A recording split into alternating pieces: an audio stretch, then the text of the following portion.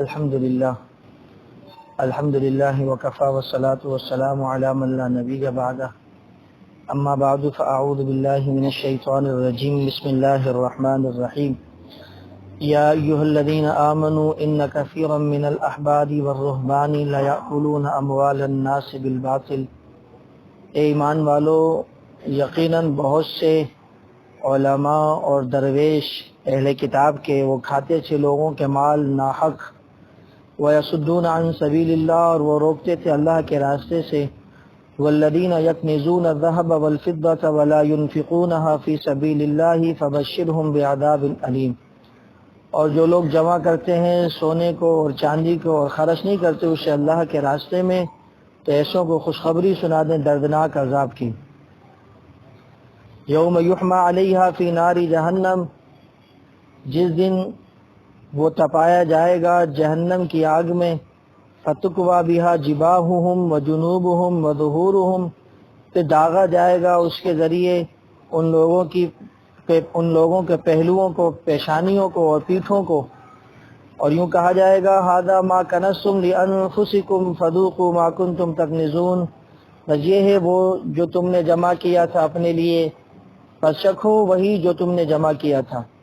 ان عدۃ الشہور عند اللہ 12 شہرا فی کتاب اللہ یوم خلق السماوات والارض، بے شک گنتی مہینوں کی اللہ کے ہاں 12 مہینے ہی ہے اللہ کی کتاب میں، جب سے اس نے پیدا کیا آسمانوں کو اور زمین کو، منہا 4 حرم، ان 12 میں 4 قابل احترام ہیں، ذالک الدین القیم، یہی دین ہے سیدھا سیدھا، فلا تظلموا فیہن انفسکم، لہذا ظلم نہ کرنا ان مہینوں میں اپنی جانوں پر، وقاتلوا المشرکین کافۃ کما یقاتلونکم کافۃ، اور لڑو مشرکوں سے مکمل جیسے وہ تم سے لڑتے ہیں مکمل، وَاعْلَمُوا أَنَّ اللَّهَ مَعَ الْمُتَّقِينَ، اور جان لو بے شک اللہ تعالیٰ پرہیزگاروں کے ساتھ ہے، إِنَّمَا النَّسِيءُ زِيَادَةٌ فِي الْكُفْرِ يُضَلُّ بِهِ الَّذِينَ كَفَرُوا، بے شک مہینوں کا پیچھے کر دینا یہ تو اضافہ ہے کفر میں، اور گمراہ کیے جاتے ہیں اس کے ذریعے سے کافر لوگ، يُحِلُّونَهُ عَامًا وَيُحَرِّمُونَهُ عَامًا، وہ حلال کرتے ہیں اس کو ایک سال اور حرام کرتے ہیں اسے دوسرے سال، لِيُوَاتِّعُوا عِدَّةَ مَا حَرَّمَ اللَّهُ، تاکہ پوری کر لیں گنتی اس کی جو قابل احترام بنائی ہے اللہ نے، فَيُحِلُّوا مَا حَرَّمَ اللَّهُ، پھر وہ حلال کریں اس کو جو حرام کیا اللہ نے، زُيِّنَ لَهُمْ سُوءُ أَعْمَالِهِمْ، اچھا کر کے دکھائے گئے ان کو اعمال کی برائی، اچھا کر کے دکھائے گئے ان کو ان کے اعمال کی برائیاں، واللہ لا يهدي القوم الكافرین، اور اللہ تعالیٰ کافر قوم کو ہدایت نہیں دیتا۔ صدق اللہ العظیم وصدق رسولہ النبی الکریم، ونحن على ذلك لمن الشاہدین والشاکرین، والحمد للہ رب العالمین۔ درود پاک پڑھیں۔ اللہم صلی علی محمد وعلی آل محمد کما صلیت علی ابراہیم وعلی آل ابراہیم انک حمید مجید، اللہم بارک علی محمد وعلی آل محمد کما بارکت علی ابراہیم وعلی آل ابراہیم انک حمید مجید، اللہم صلی علی محمد فی اول کلامنا، اللہم صلی علی محمد فی اوسط کلامنا، اللہم صلی علی محمد فی آخر کلامنا، یا رب صلی وسلم دائما ابدا علی حبیبک خیر الخلق کلہم، هو الحبیب الذی ترجى شفاعته لکل حول من الاحوال مقتحم۔ 10واں پارہ سورہ توبہ کی آیت نمبر 34، 35، 36 اور 37 گما ترجمے کے آپ نے سماعت کی۔ ان آیات میں جو حکمتیں ہیں، جو احکامات ہیں، اللہ ہمیں سمجھنے کی توفیق عطا فرمائے۔ گزشتہ آیات کے اندر اہل کتاب یہود و نصارہ کے درویشوں اور ان کے علماء کا تذکرہ تھا، اسی تذکروں کو اللہ پاک نے ان آیات میں بھی تھوڑا سا ذکر کیا ہے کہ اہل کتاب کے جو علماء تھے، جو درویش تھے، وہ لوگوں کے مال ناحق طریقے سے کھاتے تھے، باطل طریقے سے کھاتے تھے۔ کیا مطلب ہے اس کا؟ یعنی تورات کے احکامات ان کی من پسند کے تبدیل کر کے انہیں سناتے اور ان سے رشوتیں وصول کیا کرتے، یعنی پیسے لے کر حکم بدل دیا کرتے۔ لَيَأْكُلُونَ أَمْوَالَ النَّاسِ بِالْبَاطِلِ، کہ لوگوں کے مال کو کھاتے ہیں ناحق طریقے سے، جو اصل حکم ہے وہ چھپا لیا اور ان کی سہولت کے اعتبار سے حکم بتا دیا اور ان سے نذرانے وصول کر لی۔ یہ ان کی ایک بری عادت اللہ پاک نے یہاں بیان فرمائی۔ یاد رکھیں یہ اہل کتاب کے علماء تھے، لیکن اللہ تعالیٰ نے جو نبی پاک صلی اللہ علیہ وسلم کو حضرات عطا فرمائے صحابہ، وہ تو ایسے تھے جو جان دے دیتے تھے لیکن حکم میں رد و بدل نہیں ہو سکتا تھا. تو اللہ تعالیٰ نے اس امت کو بڑی عجیب و غریب جو ہے نا صلاحیت عطا فرمائی. صحابہ کرام رضوان اللہ علیہم اجمعین وہ تو دنیا اللہ کے پاک پیغمبر کے قدموں میں ڈال دیا کرتے تھے، اور یہ علماء جو پچھلی شریعتوں کے ماننے والے بظاہر تھے، یہ دنیا کے لیے نبی کی شریعتوں کو پس پش ڈال دیا کرتے. الحمدللہ اللہ تعالیٰ کا احسان کرم فضل ہے، اللہ تعالیٰ نے ہم اور آپ کو اسی جماعت سے وابستہ رکھا کہ جن کے علماء خود تو روکھی سوکھی کھا لیتے لیکن مسئلہ بتانے میں کمپرومائز نہیں کرتے. آپ کو کبھی نہیں ملے گا ایسا کہ آپ نے کبھی کسی دارالعلوم سے فتویٰ لیا ہو اور وہ آپ کی مرضی کے مطابق نہ ہو اور پھر آپ جا کے وہاں لفافے پیش کر دیں اور دیکھ پیش کر دیں اور اپنی مرضی کا فتویٰ لیں. الحمدللہ ایسا نہیں ہوتا جی. وہ علماء مسئلہ پیسوں کی وجہ سے بدلتے تھے اور یہ علماء اپنے پیسے لگا کر لوگوں کو صحیح مسئلہ بتانے کی فکر کرتے ہیں. آپ جانتے ہیں اس وقت کے علماء کے معاملات ہمارے اور آپ کے سامنے ہیں. مہنگائی کے معاملات سب کے لیے، اس میں علماء کے لیے بھی ہیں، لیکن وہ لاکھوں روپے کی کتابیں اپنی پاکٹوں سے جمع کر کر کے، کبھی ویسیاں لگا کے، کبھی کسی کے سامنے جا کر اس سے تقاضے کر کے وہ کتابیں جمع کرتے ہیں کہ ہم اپنی امت کے سامنے صحیح مسئلہ واضح رکھ سکیں. اپنا پیسہ لگا کر مسئلہ عوام کے سامنے رکھتے ہیں. الحمدللہ اللہ پاک نے ہمیں ایسے علماء عطا فرمائے. اللہ ہمیں اپنے علماء کی قدر کرنے کی توفیق عطا فرمائے. ہماری بات نہیں آ رہی؟ کوئی کمپرومائز نہیں. نبی کی شریعت ہے، بس طے شدہ شریعت، اس میں کیا رد و بدل ہونا. یہ جو آج کل کچھ ویڈیو کے لیے بعض ساتھیوں نے دکھائی کسی وقت میں، کسی ڈراموں کے ذریعے علماء کو بھی اس طرح کے دکھایا جا رہا ہے. مولوی صاحب آپ کے گھر میں جو ہے نا گندم کا بورا پہنچ جائے گا، ذرا یہ مسئلہ ایسے کر لینا، اور پھر وہ ویسے کر بھی دیتا ہے. یہ تو ڈرامے فلمیں کے گندی ذہن رکھنے والے گندے لوگ ہیں.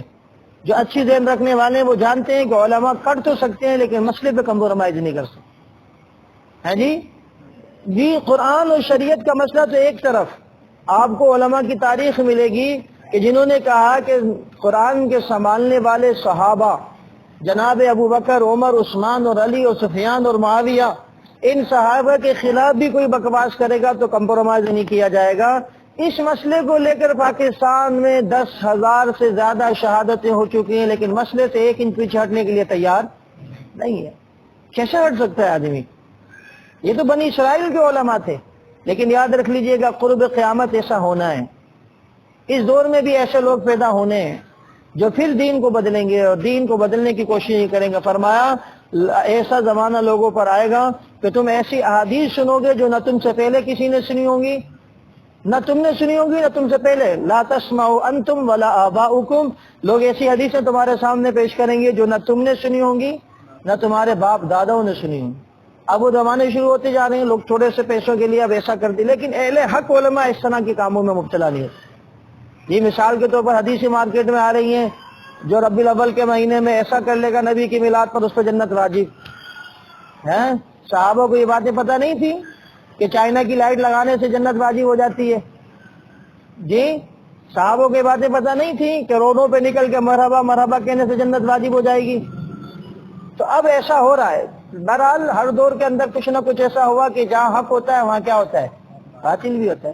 لیکن حق کی پہچان یہ ہے کہ وہ سب کچھ برداشت کر لے گا لیکن نبی کی سنت اور شریعت میں رد و بدل برداشت نہیں کر سکتا. آگے واقعہ آ رہا ہے، میں اس کی میں انشاءاللہ تفصیل رکھوں گا. تو میرے بہرحال عرض کرنے کا مطلب یہ تھا کہ لا یاکلون اموال الناس بالباطل، لوگوں کے مال نہ حق کھاتے ہیں، صحیح بات کو چھپا دیتے ہیں. مثال بہت سے چودھری یہود و نصارہ کے ان علماء کے پاس آتے تھے یہودیوں کے، بھائی دیکھو جو تورات میں محمد کی نشانی ہے وہ بیان نہ کرنا، یہ نذرانہ رکھ لیں. تو وہ پیارے آقا علیہ الصلوۃ والسلام کی جو نشانیاں تھیں وہ بیان نہیں کرتے تھے اور لوگوں کو بس پچھلی شریعتوں کا بہانہ لے کر حق سے روکا کرتے تھے اور نذرانے وصول کیا کرتے. تو یہ بات آج بھی ہمارے معاشرے میں بہت ساری جگہوں پر آپ کو نظر آئے گا جہاں نذرانوں کا سلسلہ ہے، وہاں دین کا بیڑا غرق ہو رہا ہے. اگر آپ اس کے خلاف بات کریں تو لوگ بولتے ہیں کہ جناب علی یہ کیا ہے. یہ لوگ جو ہے نا باباؤں کو نہیں مانتے، حالانکہ باباؤں کا مسئلہ نہیں ہے، مسئلہ شریعت کی مخالفت کا ہے. جس محبوب پیغمبر علیہ الصلوۃ والسلام نے فرمایا کہ عورت بے پردہ اپنے قریبی رشتہ داروں کے سامنے بھی نہیں آ سکتی، چند مخصوص رشتہ داروں کے، والد ہے، بھائی ہے، شوہر ہے، سگا ماموں ہے، سگا چچا ہے، تجربہ نہیں آ رہی ہے، بیٹا ہے، داماد ہے، اور ایسے چند اس کے علاوہ کسی کے سامنے نہیں آ سکتی عورت. وہ عورت باباؤں کے نام پر ہر اجنبی کے سامنے آ جاتی ہے. آتی ہے نہیں آتی؟ میرے تو جائیں سیون شریف پہ جا کے دیکھیں, جائیں عبداللہ شاہ غازی کے مزار پہ جا کے دیکھیں, کیا کچھ نہیں ہو رہا. تھوڑے سے پیسے لے کر یہ مزار پہ بیٹھنے والے یہ بھی جانتے ہیں کہ شریعت میں بے پردگی جائز نہیں ہے, لیکن تھوڑے سے پیسوں کی وجہ سے ایسا کر رہے ہیں. اللہ نے فرمایا اہل باطل بھی ایسا کیا کرتے تھے, تم ایسا کرو گے تو جو سزائیں ان کو ملی تم کو بھی ملیں گی. ایمانداری سے بتاؤ, شریعت موسیٰ زیادہ قیمتی ہے یا شریعت محمد زیادہ قیمتی ہے صلی اللہ علیہ وسلم؟ شریعت محمد ہی ہے نا. تو شریعت موسیٰ سے بے وفائی کرنے والوں کو اللہ نے برباد کر دیا, تو شریعت محمد کے ساتھ جو بے وفائی کریں گے وہ برباد نہیں ہوں گے جی, تھوڑے سے منافع کے لیے. لیکن الحمدللہ اہل حق آپ کو ہر جگہ ڈٹ کر بات کرتے ہوئے نظر آئیں گے, چاہے وہ مسجد ہو, چاہے وہ محلہ ہو, چاہے وہ ایجنسیوں کی تحویل ہی کیوں نہ ہو, چاہے وہ سولی کا گھاٹ ہی کیوں نہ ہو, لیکن وہ ایک جملہ کہتے ہوئے نظر آئیں گے جو انہوں نے نبی سے سیکھا, اللہ سے ہوتا ہے, اللہ کے غیر سے کچھ نہیں ہوتا. بیان وہی کریں گے جو شریعت کا حکم ہے. ہم نے ایسے علماء دیکھے جنہوں نے جنازوں کے اوپر قسمیں کھائی ہیں, جنہوں نے اپنے بڑوں کے جنازوں کے اوپر کیا کھائی ہیں, قسمیں کھائی ہیں کہ تم جو مشن دے کے چلے گئے تمہاری طرح ہمارا بھی خون بہہ جائے گا, لیکن اس مشن سے 1 انچ پیچھے نہیں آئیں گے. اور الحمدللہ ان علماء کی یہ برکات ہیں کہ آج قرآن الحمد سے لے کر الناس تک جیسے محبوب پیغمبر کے اوپر نازل ہوا تھا آج میرے اور آپ کے درمیان موجود ہے. آپ جانتے ہیں کہ ہمارے معاشرے کے اندر ایک طبقہ ایسا بھی جو کہتا ہے قرآن درست نہیں ہے, کہتے ہیں رد و بدل والا قرآن ہے. اور جب ان کو کان کھینچے گئے, علماء نے ان کے خلاف محاذ بنایا, تو اب عوام کو مطمئن کرنے کا نہیں جی ہم تو اسی قرآن کو صحیح مانتے ہیں. لیکن ابھی 4-5 دن پہلے اسی طبقے کے ایک بڑے عالم نے, سمجھا نا, شیعہ یعنی کہ شیعہ رافضی, اس نے بیان کیا کہ بھئی اصل قرآن جو ہے نا وہ ہمیں مل گئے ہیں, اور ہم نے برٹش گورنمنٹ سے ان کے میوزیم والوں سے جو ہے اس کی تصدیق بھی کرائی ہے, مزید تصدیق جاری ہے, جب پوری ہو جائے گی تو پھر ہم اس کو سامنے لے آئیں گے. ابھی زیادہ نہیں لا سکتے کہ اہل سنت والجماعت سے پھر مسئلہ بگڑ جائے گا. نہیں سمجھے بات؟ آپ تصور کریں کہ قرآن کی حقانیت کی تصدیق ہو رہی ہے انگریزوں کے ذریعے, خود ہی سمجھ جائیں کہ کون سا قرآن لانا چاہ رہے ہوں گے. تصدیق کون کر رہے ہیں؟ انگریز تصدیق کرے گی جی کاغذ 1400 سال پرانا ہے. الحمدللہ یہ لاکھ زور لگا لیں, اہل حق ابھی مرے نہیں ہیں انشاءاللہ, قربانیاں دیں گے انشاءاللہ, لیکن قرآن کے مقابلے میں کسی قرآن کو آنے نہیں دیں گے انشاءاللہ. کیا خیال ہے, ایسا ہوگا نہیں ہوگا انشاءاللہ؟ قرآن کے مقابلے میں کوئی آ کے بکواس کرے, ایسا نہیں ہو سکتا. وہ دن دور نہیں, انشاءاللہ اس کے خلاف بھی پرچہ کر دے گا پاکستان میں. کس نے کہا کہ یہ قرآن صحیح نہیں ہے, دبے لفظوں میں کہہ رہا ہے کہ قرآن صحیح نہیں. اصل قرآن وہ ہے جو امام علیہ السلام کا لکھا ہوا, 4 اماموں کا لکھا ہوا ہے, وہ ہمیں مل گیا, ہمارے استاد کو ملا. پتہ نہیں 1400 سال سے وہ قرآن کہاں چھپا ہوا تھا جو آپ آ کے اس کو ملا ہے. نہیں سمجھے کی بات؟ 1400 سال سے قرآن سنبھال کے کس نے رکھا ہوا ہے, کس لاکر میں رکھا ہوا تھا جو اس کے استاد کو مل گیا. اور پھر برٹش گورنمنٹ یعنی وہ وہاں کے جو سائنسدان ہیں وہ جو نہ تصدیق کرے کہ ہاں یہ وہی قرآن ہے جو حضرت علی نے لکھا تھا. اللہ اللہ ایسے لوگوں کو غارت کرے, ہدایت عطا فرمائے. ہدایت نصیب میں نہ ہو تو ایسے لوگوں کو اللہ کیا کرے, غارت کرے. بہرحال تم بھی میدان کس لو, ہم نے بھی میدان کسا ہوا ہے. تم میدان کس لو, ہم نے بھی میدان چھوڑنا تو انشاءاللہ ہم بھی انہی علماء کے وارث ہیں جن علماء نے یہ دین ہم تک پہنچایا. انشاءاللہ ان کے نقش قدم پہ ہم بھی چلیں گے, لیکن دین پر آنچ آنے نہیں دیں. کیا خیال ہے, ساتھ دیں نہیں انشاءاللہ؟ ہاں اللہ کے. اور اگر آپ ساتھ نہ بھی دیں, ہاں اگر آپ ساتھ نہ بھی دیں, ہمیں تو اپنی قبر بنانی ہے. جس کو حق جانا, اکیلے ہوں گے تب بھی بیان کریں گے, 1000 کے بیچ میں ہوں گے تب بھی بیان کریں گے. قرآن حق ہے یا نہیں ہے بولو بھائی, اس میں شک ہو سکتا ہے کسی قسم کا؟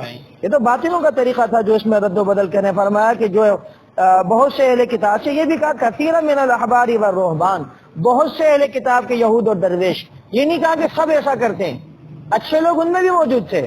جیسے عبداللہ ابن سلام رحمۃ اللہ علیہ رضی اللہ تعالیٰ. عبداللہ ابن سلام یہود کے عالم تھے, نبی پاک صلی اللہ علیہ وسلم پر ایمان لے کر آئے. سلمان فارسی رضی اللہ تعالیٰ عنہ یہودی تھے, پیارے آقا علیہ الصلوۃ والسلام پر ایمان لے کر آئے.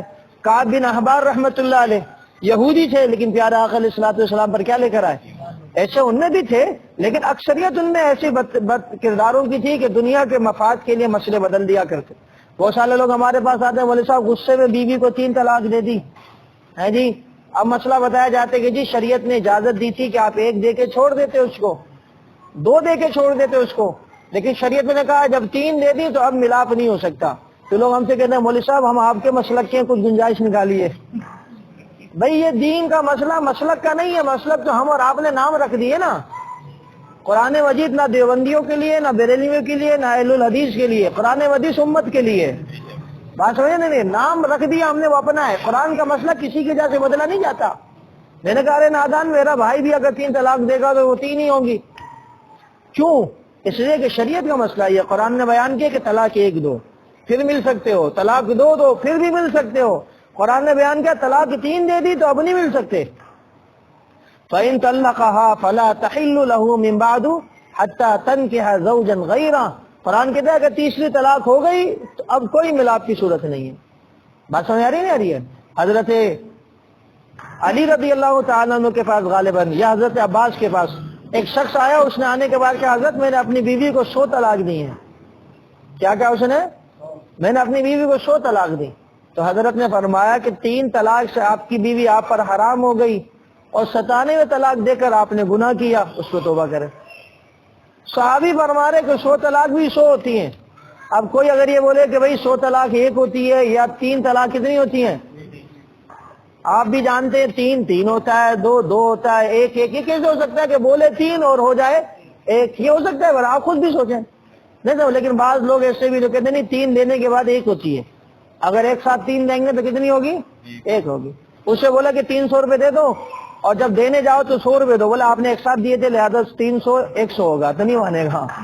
لیکن طلاق کے مسئلے میں کہتا 3 طلاق کتنی ہوتی ہے؟ 1 ہوتی ہے۔ اور یہاں حضرت علی عباس کیا فرما رہے؟ تم نے 100 دی 100 ہی ہوئی ہیں، اس لیے تو کہا کہ 3 سے تمہاری بیوی حرام ہو گئی اور 97 کا تم نے کیا کیا؟ گناہ کیا، کیونکہ تمہارے نکاح میں تھی نہیں تو خالی کیوں تم نے طلاق دی؟ بات سمجھ آ رہی ہے؟ اس لیے ایک صحابی ہیں حضرت، ابھی نام ذہن سے نکال، صحابی فرماتے ہیں کہ میرا بیوی سے مسئلہ ہوا، نبی پاک صلی اللہ علیہ وسلم کی خدمت میں مسئلہ پہنچا۔ وہ صحابی خود کہتے ہیں کہ قریب تھا کہ محمد پاک ہم نے صلح کراتے صلی اللہ علیہ وسلم، قریب تھا کہ نبی صلح کرا دیتے، لیکن میں نے طلاق دے دی۔ کیا مطلب؟ میں نے طلاق ایسی دے دی کہ اب نبی بھی صلح نہیں کرا سکے۔ تو بتائیں ایسی طلاق جس میں صلح نہ ہو سکے وہ کتنی ہوتی ہیں؟ 1 میں تو صلح ہو سکتی ہے نا بھائی، 2 میں بھی صلح ہو سکتی ہے۔ اب نبی بھی صلح نہیں کرا رہے تو کیوں نہیں کرا رہے؟ اس لیے کہ اب صلح کا آپشن ہی کیا ہو گیا، اور اس نے بیٹھے بیٹھے 1 مجلس میں دیے نا۔ اگر 1 مجلس کی 3 طلاق 1 ہوتی تو صلح کا آپشن تو باقی تھا نا۔ وہ صحابی ہے کہہ رہا ہے کہ نبی کے پاس، نبی نے بھی آپشن، یعنی میں نے آپشن ہی ختم کر دیا، نبی صلح نہیں کرا پائے۔ اس لیے مسئلہ نہیں بدل سکتا، چاہے وہ کوئی بھی ہو، مسئلہ وہی بیان کیا جائے گا جو قرآن و سنت نے کیا کیا؟ بیان کیا۔ سمجھ آ رہی ہے بات نہیں آ رہی ہے؟ تو لہذا یہ تو اہل کتاب کے بعض لوگ تھے، ہمارے زمانے میں بھی بعض لوگ ایسے، اللہ ہم سب کو ایسے لوگوں سے بھی محفوظ فرمائے، کیونکہ دیکھیں جی شیطان سب کے ساتھ لگا ہوتا ہے، کیا پتا کب شیطان کہاں دکھا دے۔ اللہ تعالیٰ سے ہر وقت اللہ سے پناہ مانگنی چاہیے، اللہ سے ہر وقت کیا مانگنی چاہیے؟ پناہ، اور اللہ سے اہدنا الصراط المستقیم کا سوال کرنا چاہیے۔ گمراہیت کا آپ صلی اللہ علیہ وسلم کی ایک روایت ہے، آپ نے فرمایا ایک دور ایسا آنے والا ہے کہ لوگ صبح مسلمان ہوں گے اور شام کو کافر ہو جائیں گے۔ یمسی مسلمن و یصبح کافرا، شام کو مسلمان ہوں گے صبح کافر ہو چکے ہوں گے۔ اب کوئی جان بوجھ کے تو نہیں بولے گا کہ میں کافر ہوا ہوں، کوئی بولے گا کس نے کلمہ پڑھا وہ بول ہی نہیں سکتا کہ میں کافر ہو گیا، لیکن اعمال ایسے ہوں گے، زبان سے الفاظ ایسے نکلیں گے کہ وہ کفر میں چلا جائے گا، پتہ بھی نہیں چلے گا۔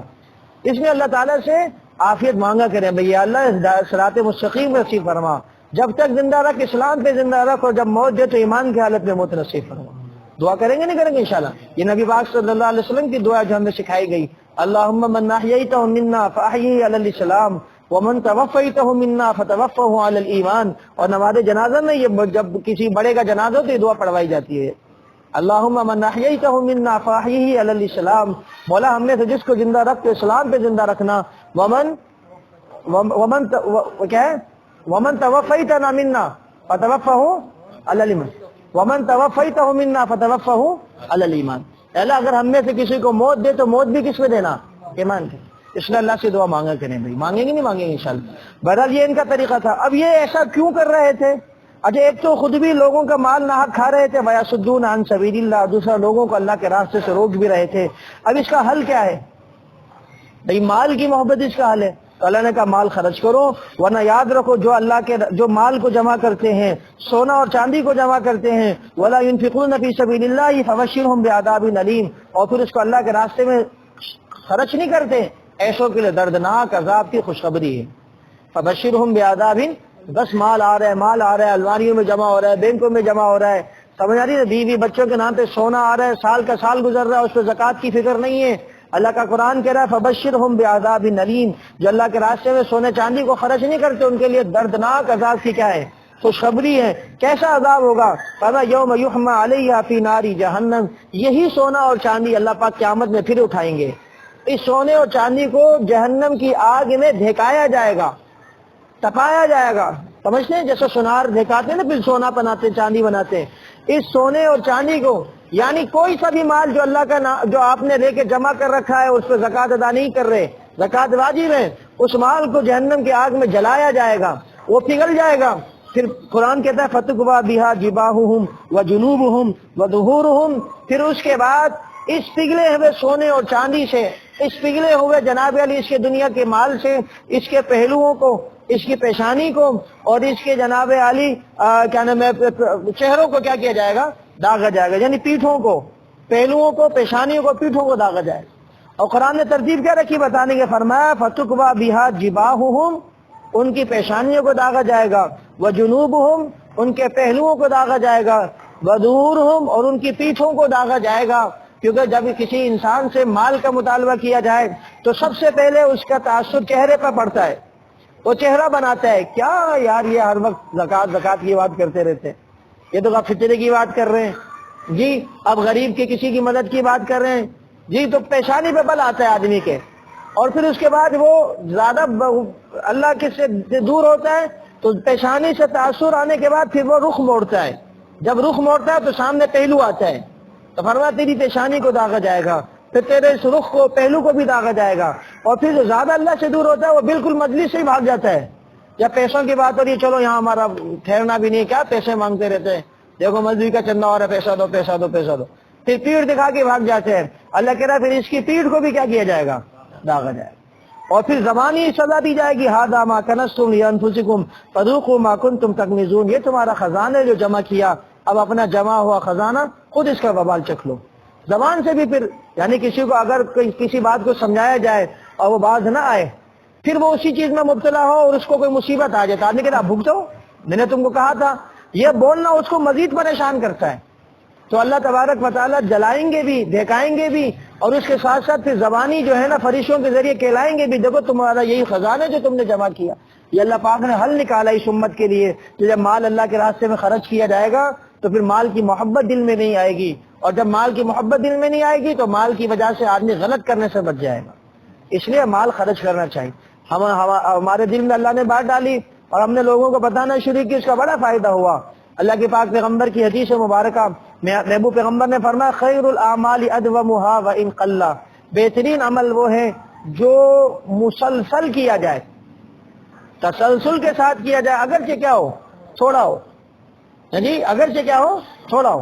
اور دوسری کا اللہ کے نبی نے کہا ان الصدقۃ تندفع البلایات یا تدفع البلایات کما قال الاسلام، کہ یہ جو صدقات ہیں یہ مصیبتوں کو کیا کرتے ہیں؟ ٹالتے ہیں۔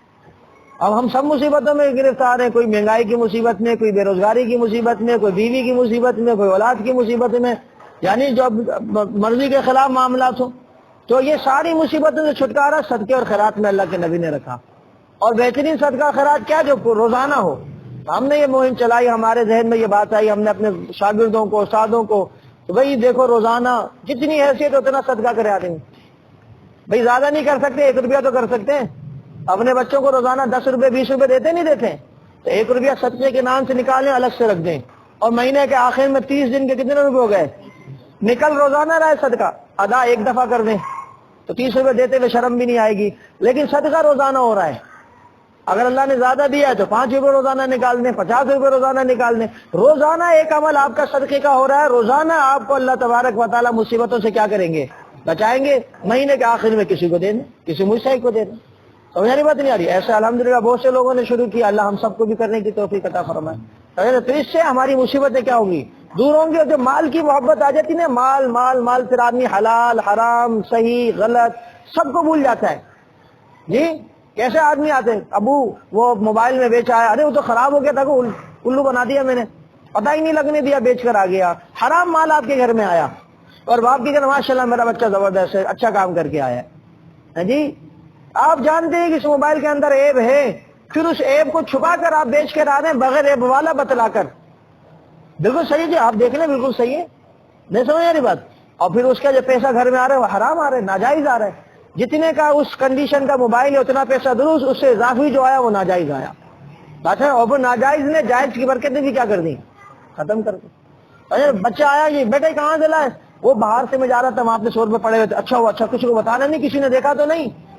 بجائے اس کے کہ اس بچے کو ڈانٹا جاتا، اس بچے کو چاٹا ہلکا سا مارا جاتا تاکہ بچہ سہم جاتا اور آئندہ کسی کی چیز اٹھا کے نہیں لاتا، ہم نے اور اس کو کیا کر دی، شے دے دی. اچھا ہوا، اچھا ہوا. بچے کے سامنے اللہ والدین اٹھاتے ہوئے نظر آتے.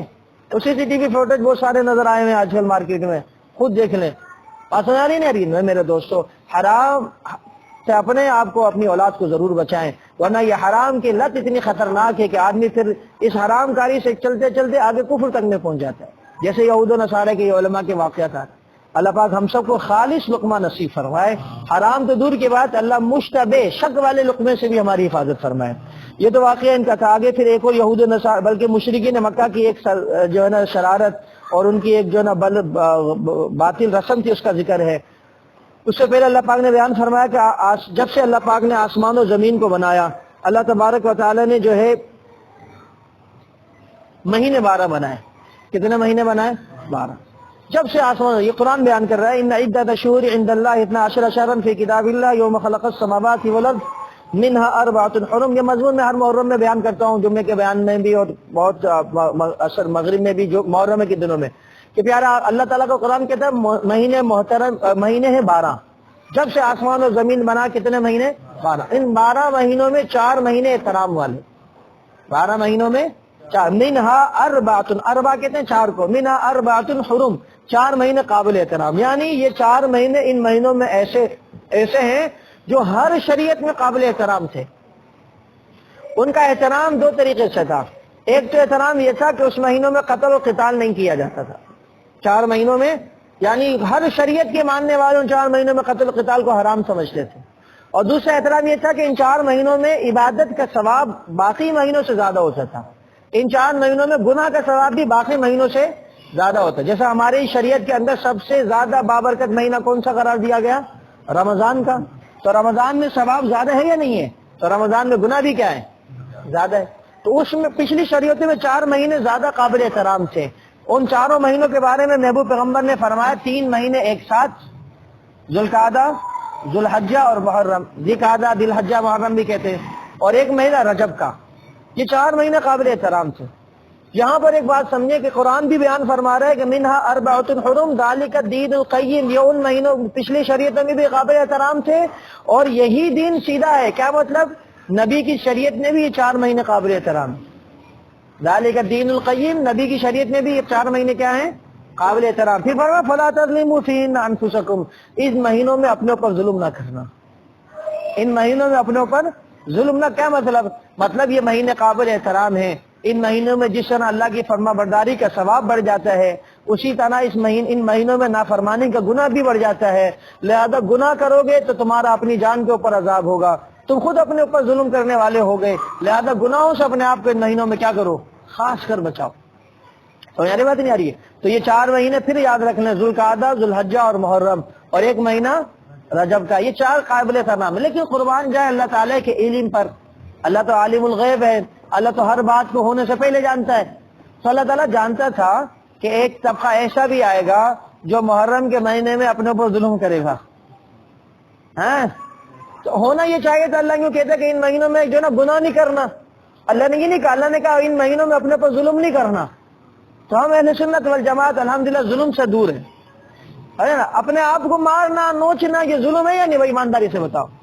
ہم کیوں نہیں کرتے؟ لوگ کہتے ہیں کہ یہ تم لوگ ماتم کیوں نہیں کرتے؟ تمہیں حسین کا غم نہیں؟ ہم کہتے ہیں ہم اس لیے نہیں کرتے، ہمیں حسین کے نانے نے جو دین دیا وہ دین کہتا ہے ان مہینوں میں اپنے اوپر ظلم. ہم حسینی ہیں، ہم حسین کے نانوں کو ماننے والے ہیں، ہم اپنے اوپر کیسے ظلم کرتے ہیں؟ ہم اپنے سینے کو پیٹنے کو ظلم سمجھتے ہیں.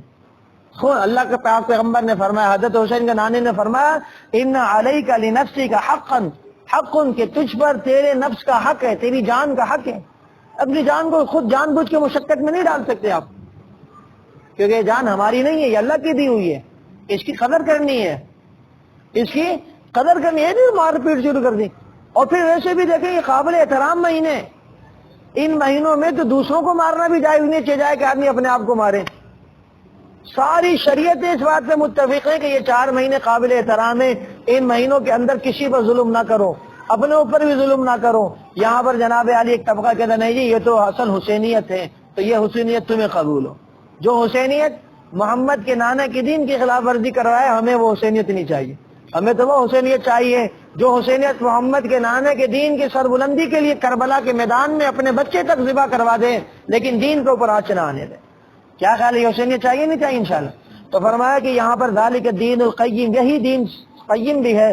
فلا تظلموا فیہ انفسکم، اپنے اوپر ظلم نہ کرنا، اپنے آپ کو گناہ میں نہ لگانا، اس لیے ان مہینوں کا احترام کرنا چاہیے. وہ یاد رکھ لیں، میں نے جیسا عرض کیا اس میں محرم بھی ہیں، تو ہمارے یہاں تصور یہ ہے کہ محرم کا مہینہ قابل احترام ہے حضرت حسین کی شہادت کی وجہ سے، میدان کربلا کی وجہ سے نہیں. قرآن کہتا ہے کہ جب سے آسمان و زمین بنے یہ احترام والا مہینہ ہے.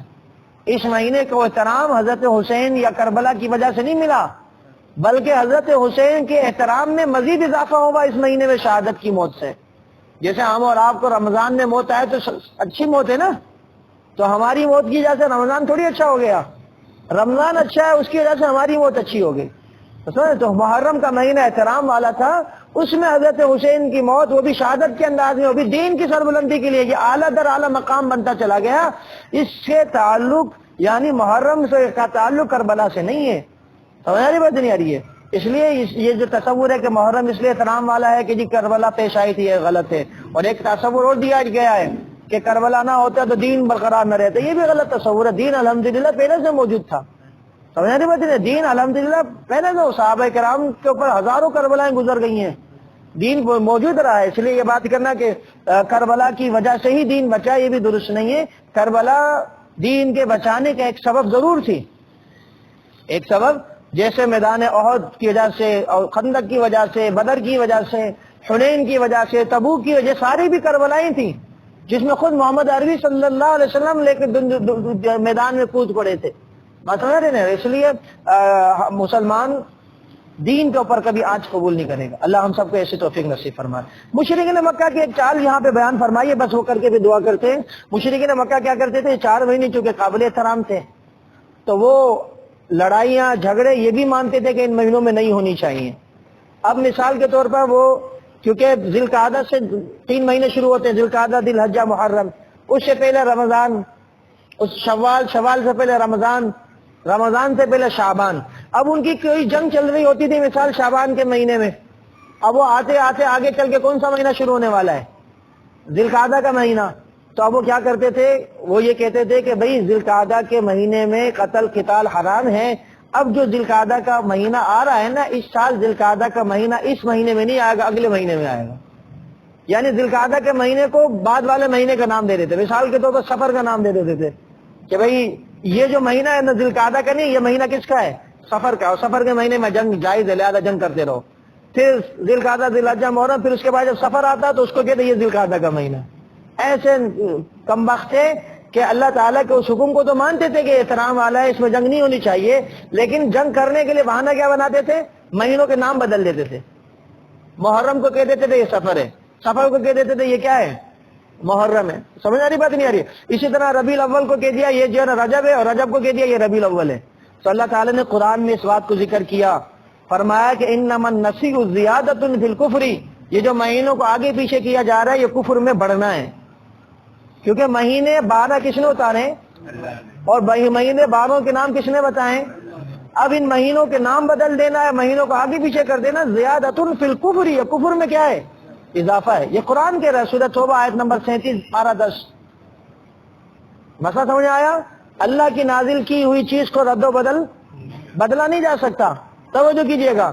ابھی کبھی کیا کرتے، جنگ بڑی ہو گئی، مثال کے طور پر جنگ شروع ہوئی ہے ان کی سفر کے مہینے میں، اب مسلسل 10 مہینے تک جنگ ہوتی رہی، اور احترام والے مہینے 4 ہیں تو 10 اور 4 تو 14 ہو گئے نا. تو یہ کیا کرتے تھے؟ کہتے تھے کہ اس سال مہینہ 14 مہینے کا ہوگا. بات سمجھ نہیں آ رہی ہے؟ 10 مہینے خوب لڑنا ہے، اس میں محرم بھی آ رہا ہے، اس میں ذی القعدہ بھی آ رہا ہے، اور پھر کہتے تھے کہ 2 مہینے وہ ہیں، یعنی 2 مہینے میں ایک رجب کا مہینہ اور ایک ذی القعدہ کا مہینہ، باقی اس سال 14 مہینے کا ہے، پھر ذوالحجہ اور محرم، وہ جو 13واں 14واں مہینہ ذوالحجہ اور محرم کا ہوگا. یعنی کبھی تو مہینوں کو آگے پیچھے کر دیتے، نام بدل دیتے، کبھی سالوں میں کیا کر دیتے، اضافہ کر دیتے. اللہ تعالیٰ نے اس ساری چیز کو فرمایا انما النسیء زیادۃ فی الکفر، یہ کفر کے اندر مزید بڑھنا ہے. ویسے ہی کافر ہیں بدماش، اور ناموں کو بدل کے اور کافر ہو رہے ہیں. میرے دوستو یہ واقعہ اللہ نے یہاں بیان کیا کیونکہ میں نے پہلے بھی عرض کیا نا، اللہ عالم الغیب تھا. اللہ جانتے کہ بعض لوگ ایسے آنے جو نبی کی محبت میں ربیع الاول کا نام بدل دیں گے. ربیع الاول یہ نام نبی کا دیا ہوا ہے بھائی، ربیع الاول نام اللہ کا دیا ہوا ہے. اب آپ نے نبی کی محبت میں ربیع الاول کو ربیع النور کہہ دیا. جب یہی کام مشرکین مکہ نے کیا تھا تو قرآن نے اس کو منع کیا. یہی کام ہم اور آپ کریں تو یہ جائز ہو سکتا ہے؟ بتاؤ یار ایمانداری سے. ربیع ثانی کا مہینہ آتا ہے، اس کو ہم نے نام دے دیا ربیع الغوث. نبی پاک صلی اللہ علیہ وسلم کی زبان سے مہینے کا نام نکلا ربیع الثانی. حضرت موسیٰ کی زبان سے نام نکلا ربیع الثانی. حضرت عیسیٰ کی زبان سے نام نکلا ربیع الثانی. حضرت ابراہیم کی زبان سے نام نکلا ربیع الاول ربیع الثانی. اور ہم نے محبت نے کہتی ہے ربیع النور اور ربیع الغوث. ہم نے سارے نبیوں کی مخالفت کر دی. یہ کون سی محبت ہے؟ کیا صحابہ کو نہیں پتا تھا کہ ربیع الاول میں نبی کی پیدائش ہے؟ جی انہوں نے کیوں نہیں ربیع النور کہا اس کو؟ اس نے ایسی محبت نہ کرو کہ جس محبت میں اللہ اور اس کے رسول کی مخالفت ہو. سمجھ رہی بات ہے؟ لہٰذا ناموں کو بدلا نہیں جا سکتا. جو نام اللہ نے جس کو دے دیا وہ نام نہ آگے پیچھے ہو سکتا ہے نہ چینج ہو سکتا ہے. اور یہی سیم یہی واقعہ نا، میں نے عرض کیا نا، وہ سفر اچھا پھر دیکھیں وہ نام بدل رہے ہیں تو کوئی اور نام نہیں دے رہے، وہ اللہ کے دیا ہوا ہی نام دے رہے ہیں. بس پھر کیا کریں، آگے پیچھے کر دے رہے ہیں. محرم کو سفر بنا دیا اور سفر کو نام کون سا ہے؟ جو اللہ ہی کا دیا ہے. اللہ نے کہا کہ میرے نام جو دیے وہ آگے پیچھے بھی درست نہیں ہے، تو اللہ کا دیا نام بالکل ہی چینج کر دینا وہ کیسے درست ہو سکتا ہے؟ یہ بات آپ معاشرے میں بتا دو، کہتے جی یہ لوگ یہ گستاخ ہیں، یہ لوگ گستاخ ہیں، نبی کو نہیں مانتے. انا للہ، یعنی نبی کے ماننے کی بات کرتے ہیں تو کہتے ہیں نبی کو نہیں مانتے. اور یہ کہتا ہے نبی کو نام لو باقی جو مرضی کرو، وہ کہتا ہے میں نبی کا سچا عاشق ہوں. اس لیے قرآن کا درس اس لیے ہوتا ہے، قرآن اس لیے پڑھوایا جاتا ہے تاکہ ہمیں پتہ لگے کہ احکامات کیا ہیں. سمجھ بات؟ انتہا فرمایا کہ ایسا کرنا درست نہیں ہے، یہ تو کفر ہے. اللہ تعالیٰ فرمایا ایسا کیوں کرتے؟ تاکہ اللہ کے حرام کو حلال کر دیں اور اللہ کے حلال کو حرام کر دیں. جنگ حرام تھی اس کو حلال کر دیا، اور حلال مہینوں میں جنگ ضرورت کے تحت جو جنگ دشمن حملہ کر دے تو حلال تھی، اس نے کیا کر دیا؟ حرام کر دیا. جن مہینوں میں حرام تھی ان مہینوں میں حلال کر دیا، اور جن مہینوں میں جنگ حلال تھی ان مہینوں میں حرام کر دیا. اللہ تعالیٰ فرما رہے ایسا نہ کرو، ایسا کرنے سے باز آ جاؤ ورنہ اللہ کی پکڑ تم پر آنی ہے. اللہ تعالیٰ ہم اور آپ کو بھی ان باتوں کو سمجھنے اور ان سے بچنے کی توفیق عطا فرمائے. شریعت کا جو حکم جیسا ہے ویسے ہی ہمیں رکھنے کی توفیق عطا فرمائے. وآخر دعوانا ان الحمدللہ رب العالمین. الحمدللہ رب العالمین والعاقبۃ للمتقین والصلاۃ والسلام علی سید الانبیاء والمرسلین. یا رب لک الحمد ولک الشکر کما ینبغی لجلال وجہک وعظیم سلطانک. مولا کریم ہم سب کی حاضری قبول فرما. مولا کریم ہم سب کے تمام صغیرہ کبیرہ گناہوں کو معاف فرما. ہم سب کے حال پر رحم فرما، کرم فرما، خیر اور عافیت والا معاملہ فرما، تمام پریشانیاں دور فرما. مولا قرآن مجید کو صحیح سمجھنے عمل کر کے دوسروں تک پہنچانے کی توفیق عطا فرما.